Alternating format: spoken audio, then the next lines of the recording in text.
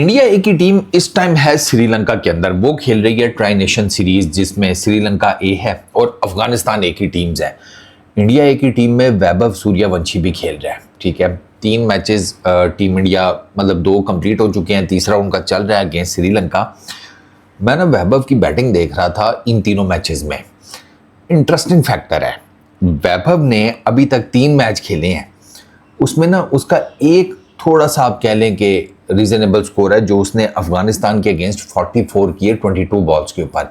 श्रीलंका के अगेंस्ट दोनों मैचेस में वो कुछ ज़्यादा बड़ा स्कोर नहीं कर सका। श्रीलंका के अगेंस्ट पहले मैच में वैभव ने 14 रन किए 12 बॉल्स के ऊपर। अफगानिस्तान के अगेंस्ट 44 रन किए 22 बॉल्स के ऊपर। आज श्रीलंका ए के अगेंस्ट दोबारा वैभव ने 21 रन किए हैं 14 बॉल्स के ऊपर and he got out. Interesting factor है लाइन और लेंथ जिसके ऊपर ये टीमें वैभव को बॉल कर रही हैं आउटसाइड दी ऑफ स्टंप, वो इसको बाहर खिला रही हैं ऑन दी ऑफ साइड, वो इसको बॉडी के ऊपर बहुत कम मारे हैं। श्रीलंका का जो पहला मैच था उसमें यू वुड से कुछ मे बी तीसरी चौथी पांचवी स्टंप ये लाइन होगी। ठीक है, फुलर लेंथ गेंद था, वैभव उसको उठाने गया।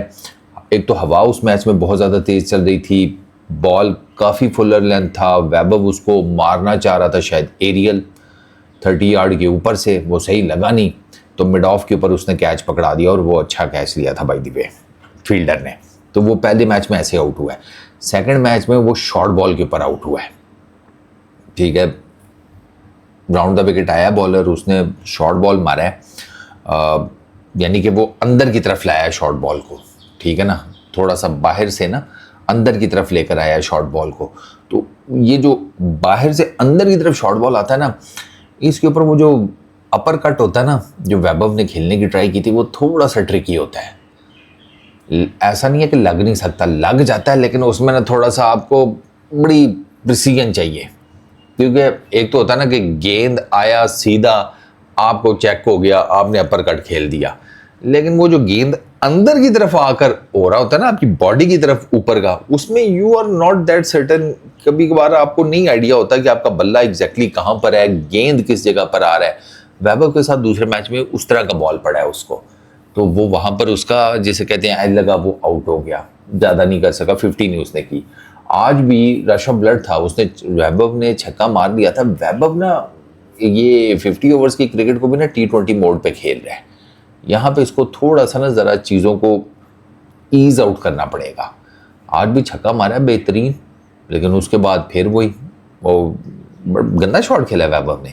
Seriously speaking it was not a good shot, point के ऊपर कैच आउट हो गया, कोई ज़रूरत नहीं थी ये शॉट खेलने की। तो वैभव का मैंने देखा है, उसकी बैटिंग मैंने देखी है ना, वो T20 स्टाइल से वो आते साथ मारदार शुरू कर देता है, आते साथ।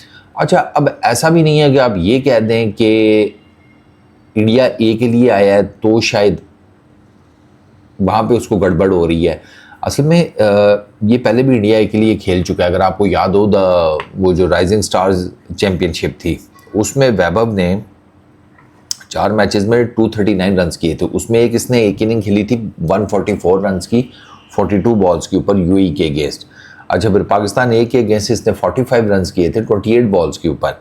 फिर ओमान के अगेंस्ट 13 गेंदों के ऊपर। फिर बांग्लादेश ए के अगेंस्ट सेमीफाइनल में 38 किए 15 बॉल्स के ऊपर। तो यू कुड क्लियरली सी कि दो कि ये तो खैर T20 फॉर्मेट था, तो यहाँ पर तो उसको तेज़ खेलने ही खेलना था। बट ऐसा नहीं है कि उसको, यानी कि ये जो लेवल है इंडिया ए का, उसमें ये को पहली दफ़ा आया है।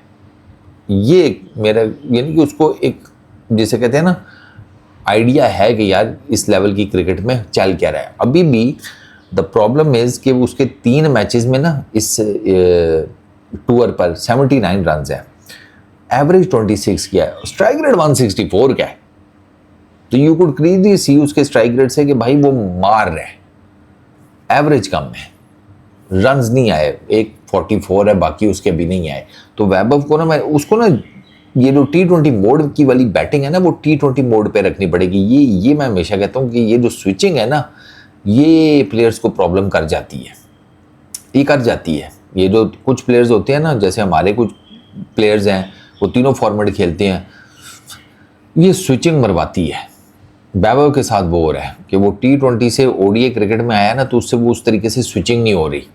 उसको ना थोड़ा सा अपनी ज़रा माइंडसेट के ऊपर काम करना पड़ेगा कि यार कौन सा बॉल खेलना है, कौन सा छोड़ना है। 50 ओवर क्रिकेट में 300 गेंदें होती हैं आपके पास व्हेन यू आर बैटिंग, ठीक है। वो 120 गेंदें तो आपके पास होती है T20 क्रिकेट में। ODI क्रिकेट में तो आपके पास 300 गेंदें होती हैं। अब 120 गेंदें किधर और 300 गेंदें किधर।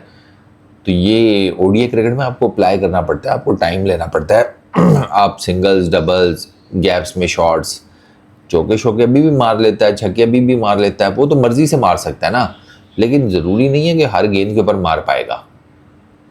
वो यहाँ पर फंस रहा है, उसको लगता है मैं हर गेंद के ऊपर मार लूँगा, हर गेंद के ऊपर नहीं मार पाएगा। इसी वजह से उसको प्रॉब्लम हो रही है। उसको ना अडेप्टिव होना पड़ेगा। यही मैं चीज़ कह रहा था कि ये जो अडेप्टिवनेस है ना, ये वैभव को अपनी गेम में लानी पड़ेगी कि मैंने ODI क्रिकेट को कैसे खेलना है और मैंने T20 क्रिकेट को कैसे खेलना है।